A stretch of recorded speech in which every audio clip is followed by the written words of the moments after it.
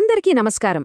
ఏటా కేంద్ర బడ్జెట్ వస్తూనే ఉంటుంది కదా, కానీ ఈసారి బడ్జెట్ కేవలం అంకెల గారడి కాదు. ఇది ఒక రకంగా చెప్పాలంటే 2047 నాటికి మన దేశ భవిష్యత్తును తీర్చిదిద్దే ఒక స్ట్రాటజిక్ రోడ్ మ్యాప్ అనమాట. మరి ఈ బడ్జెట్ మన ప్రయాణాన్ని ఎలా మార్చబోతోంది? పదండి, లోతుగా చూద్దాం. చూసరుగా, ఈ మాటలు ఈ బడ్జెట్ వెనుకున్న పెద్ద విజన్ని మనకు స్పష్టంగా చెబుతున్నాయి.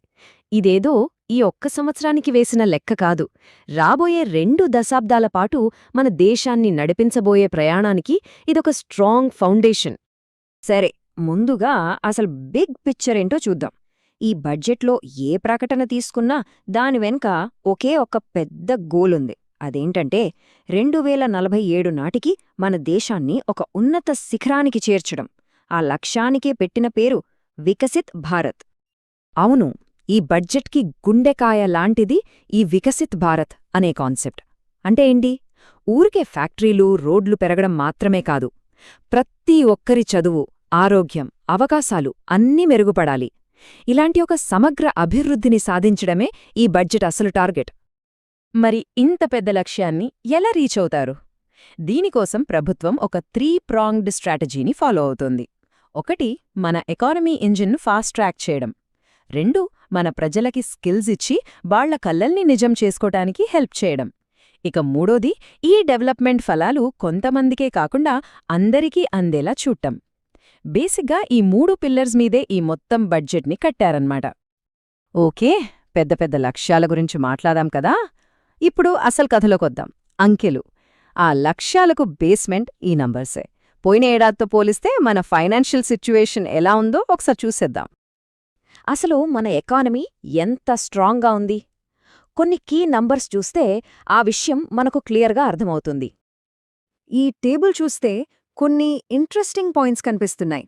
చూడండి, గవర్నమెంట్ ఖర్చు పెరుగుతోంది, కానీ ఫిస్కల్ డెఫిసిట్ అంటే ప్రభుత్వ ఆదాయానికి ఖర్చుకు మధ్య ఉన్న గ్యాప్ అది తగ్గుతోంది. ఇది మంచి ఫైనాన్షియల్ డిసిప్లిన్కి సైన్ అన్నమాట. అంతేకాదు, నామినల్ జీడీపీ గ్రోత్ 10% ఉంటుందని అంచనా వేస్తున్నారు. అంటే ఇన్ఫ్లేషన్తో కలిపి చూసినా దేశ ఆదాయం పెరుగుతుందని ప్రభుత్వం చాలా కాన్ఫిడెంట్గా ఉంది. వావ్! ఈ నంబర్ చూడండి ఒకసారి, 12.2 లక్షల కోట్లు.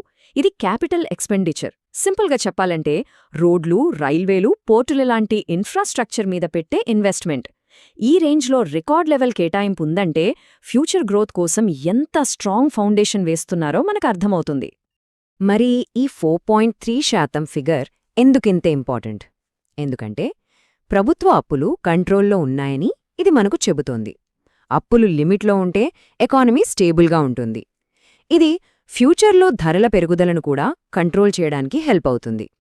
సరే, ఇంత భారీ మొత్తంలో డబ్బు ఖర్చు పెడుతున్నారు, బానే ఉంది. కానీ ఆ డబ్బొంతా ఎక్కడికి వెళ్తోంది? అంటే మనం కట్టే పన్నులు ఏ ఏ రంగాలని బలోపేతం చేస్తున్నాయి? Let's find out.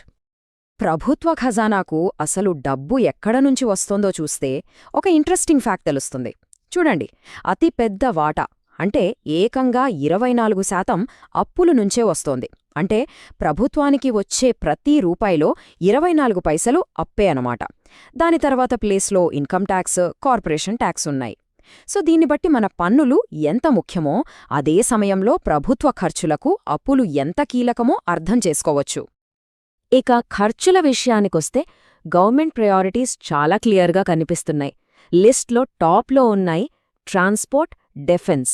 అంటే దేశంలో కనెక్టివిటీకి, అలాగే దేశ భద్రతకి హైయెస్ట్ ఇంపార్టెన్స్ ఇస్తున్నారు.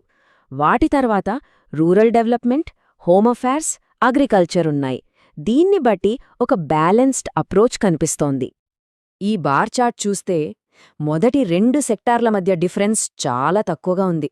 ట్రాన్స్పోర్ట్ మీద ఇంత హెవీ ఇన్వెస్ట్మెంట్ దేశవ్యాప్తంగా కనెక్టివిటీని బూస్ట్ చేయడానికి.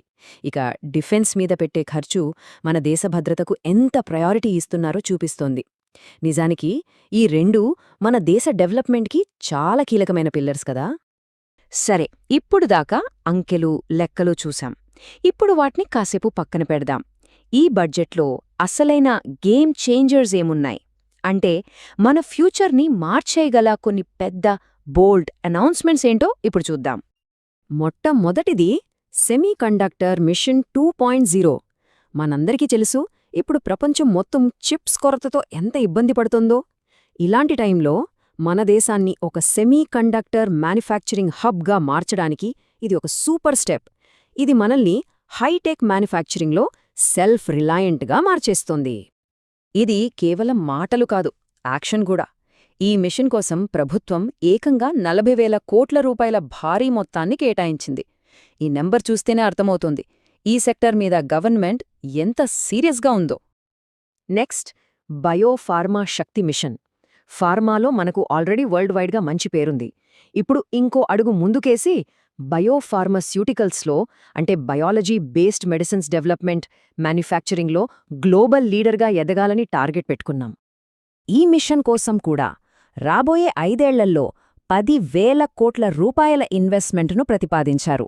ఇది మన దేశంలో రీసెర్చ్ అండ్ ఇన్నోవేషన్ను భారీగా ప్రోత్సహిస్తోంది. ఆటోమేటిక్గా ఈ కీ సెక్టర్లో మనం టాప్కి వెళ్తాం.